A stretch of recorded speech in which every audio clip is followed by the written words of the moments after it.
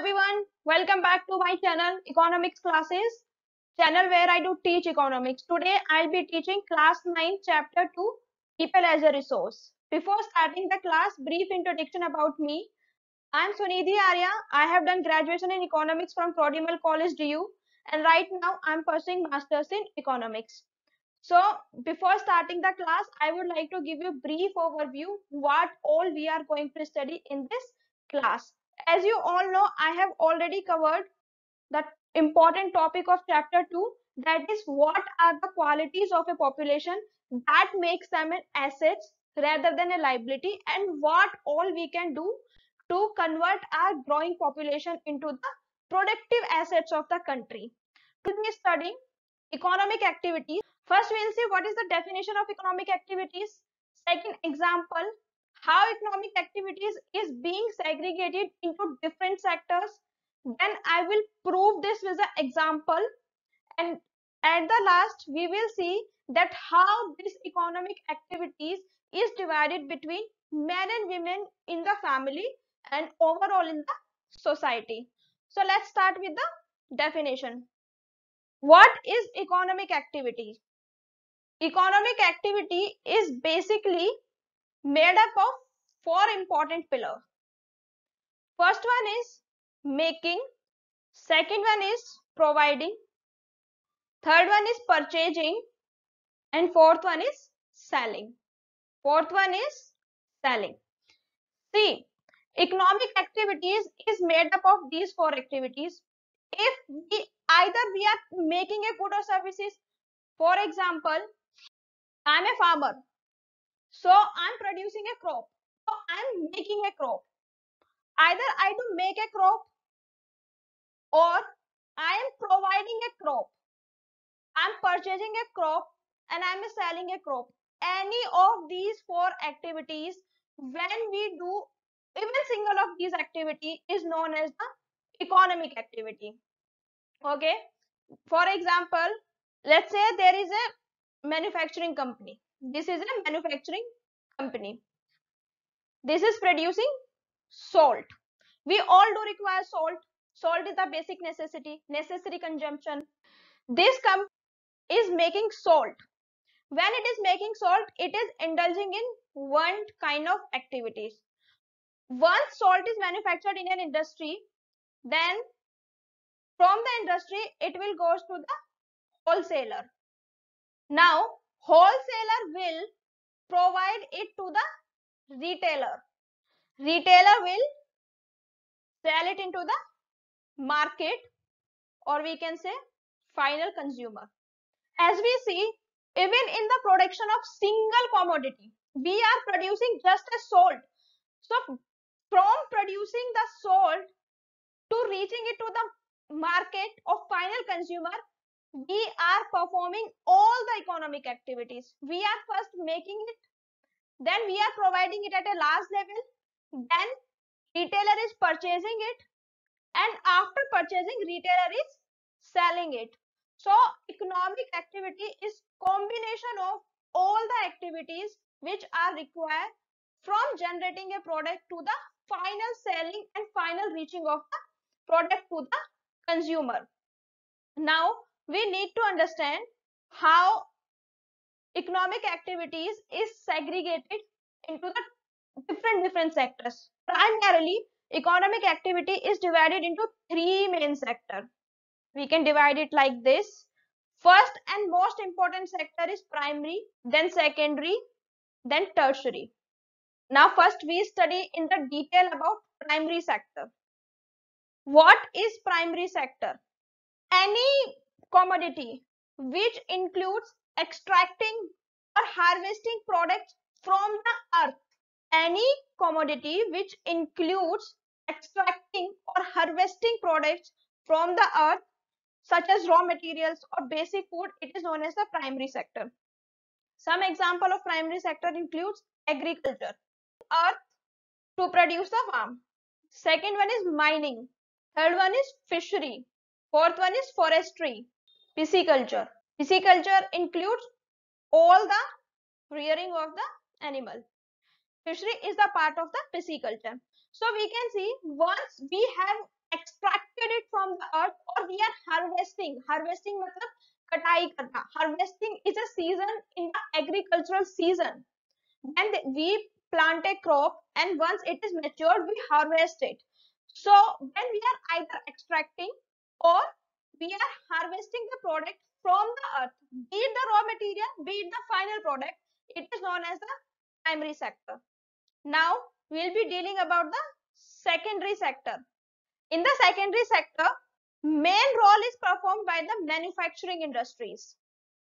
Once we have produced all the goods from using the agriculture, mining, fishery, all we have produced the crop. Now, from converting it to the more usable commodity, to more consumer approachable commodity, we need manufacturing industries, and it provides the finished and usable product. Now we will be dealing with the tertiary sector. In the tertiary sector, generally there is a production of service. In primary sector, we are producing a good that is tangible. We can feel the crops, we can see the crops, we can see the manufacturing industries, we can see a steel product, a car when it comes out of the manufacturing unit. But tertiary sector mainly provides the services and which are tangible. We cannot see them, we can only feel them. Services mainly include banking, transportation, communication, and all these services makes it possible to reach a good to the consumer. If these services won't be existing, we won't be able to sell or distribute or provide the good to the consumer, because transportation and communication are the main factor when we want to distribute good on a mass scale, and transportation and communication plays that important role. Now we will see an example. Let's see it through the example. Suppose there is an iron ore. We know an ore. What is an ore? Ore is anything which provides the raw material. After extracting from the iron ore, we can get the iron. So this is known as the mining. Here in mining, it is primary sector.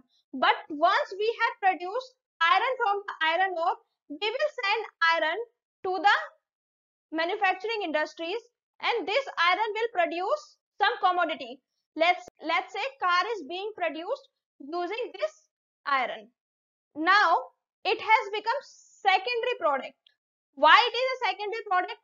Because this car has taken the raw material from the primary sector. Since it has taken raw material from somewhere else, and its finished product will be go somewhere else, that is why it is known as the secondary. Sometimes we call it as the mediating sector between the primary sector and tertiary sector. Now suppose 500 car has been produced using the raw material from the iron ore. Now we will sell it to the showrooms, retailers, and from sending car from the manufacturing plant to the showrooms, we need transportation. We need transportation to send good from one place to another place. Transportation will come in the picture now. Apart from transportation, we need communication. We will communicate now. We will communicate from the producer how much quantity they need, how much quantity a particular showroom needs. So communication is an important factor, because if there is not any communication, we won't be able to know what other person wants from us. So this is the tertiary sector. I hope division between primary sector, secondary sector, and tertiary sector has been clear to you. Still, if you have any doubt, let me know in the comment section. I would love to reply that. Now, we need to see another important concept. I have already told you this, that this is primary sector, this is manufacturing sector, and this is tertiary sector. All of these sectors have produced certain quantity of goods and services. When we calculate them in the terms of price, in the terms of monetary, it is also known as a monetary measure, then we can calculate them, and when we add them, it comes up to the national income of the country. For example, primary sector has produced good worth 500 crore, manufacturing has produced good worth 200 crore, and tertiary sector had produced goods worth 1000 rupees. Now, if we add all three of them, primary sector plus manufacturing sector plus tertiary sector, that is 500 plus 200 is equal to 1000. It will amount up to 1700. So these entire production of goods and services by different sectors sums up to the national income of the country, which is also known as the GNP. Concept of GNP I have cleared in the part 1 of the video. If you don't know and if you have any doubt about that, please watch that video. Now, economic activities can be segregated into two parts. First is the market activities and second is the non-market activities. What is market activities? If I am producing something, if I am giving a service and I am getting remuneration or profit in return, then it is known as the market activities. The main factor is remuneration or profit. It is a two-way thing. I am giving you the service, you are giving me the money. As simple as that. No technicality is involved. For example, I am working in a manufacturing sector and I'm getting the return. If I'm working in a government service, I'm getting a salary. That is the market activities. Non-market activities which we perform for the self-consumption. We are not getting any return, but we are producing it because we need it. So that is known as the non-market. Now, we need to see it with the example. In the first part of the video, I have discussed a story of a boy, Sakal. His mother used to stay in the house and perform the household activities like cleaning utensils, washing laundries, dusting, and everything. She was not getting anything in the return. She is performing for the self-consumption. And the father, who was performing outside from the home, was getting money, and from that money, they used to do the household expenditure. So we can see that Sakal's mother was not getting any money, but Sakal's father was getting the money when he was working outside. So, but and she is not getting any return. It is non-market activities. Now let's imagine a scenario. Sakal's mother goes to the neighboring village home. She visited someone's home and she started working there. Let's say this is person X and she starts working here. The same activities which she was doing in his home, the same she is doing in Mr. X home also. She is cleaning utensils there, she is doing the laundry there, she is doing dusting, she is taking care of his baby. But now she is getting the return. Mr. X is paying him the salary, let's say 3000 rupees. And that is the reason while calculating GNP, household or housewife activities are not recorded.